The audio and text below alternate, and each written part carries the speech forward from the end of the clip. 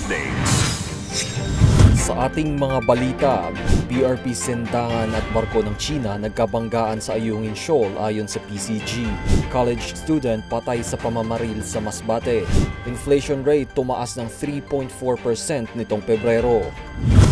Ako po si Cesar Soriano, kasama ang buong puwersa ng Kidlat News Channel para ihatid ang nangungunang mga balita sa buong kapuluan.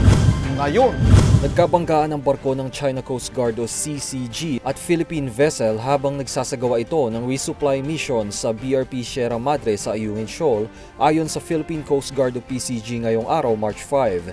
Saad ni PCG spokesperson for the West Philippine Sea Commodore J. Tariela, bunsod ito ng ginawang dangerous maneuvers at panghaharang ng CCG laban sa BRP Sindangan kaya nagresulta sa bungguan ng dalawang barko. Dahil dito, nagtamo raw ng minor structural damage ang nasabing PCG vessel. Samantala, matagumpay namang nalusutan ng Unayza May ang tangkang panghaharang ng barko ng CCG ngayong araw batay sa bidyong inilabas ng Naval Forces West ng Armed Forces of the Philippines o AFP.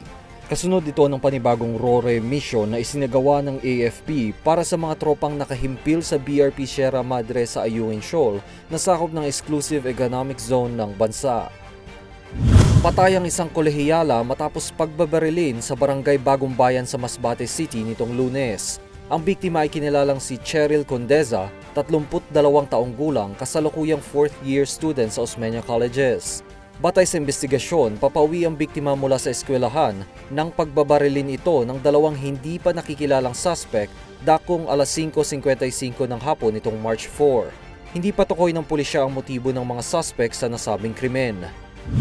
Nakapagtala ang Pilipinas ng 3.4% na inflation rate sa buwan ng Pebrero ayon sa Philippine Statistics Authority o PSA.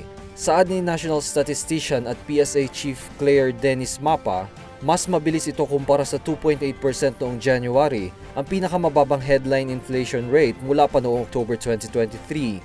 Aniya, hindi ito paglobo sa presyo ng food and non-alcoholic beverages na umakyat sa 4.6% nitong February mula sa 3.5% nitong nakaraang buwan.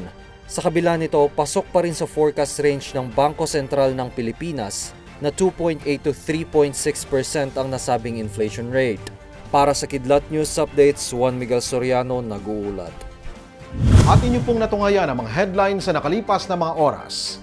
Manatiling nakatutok para sa mga susunod na updates at breaking news. Ako po si Cesar Soriano, kasama nyo sa bawat pagputok ng balita.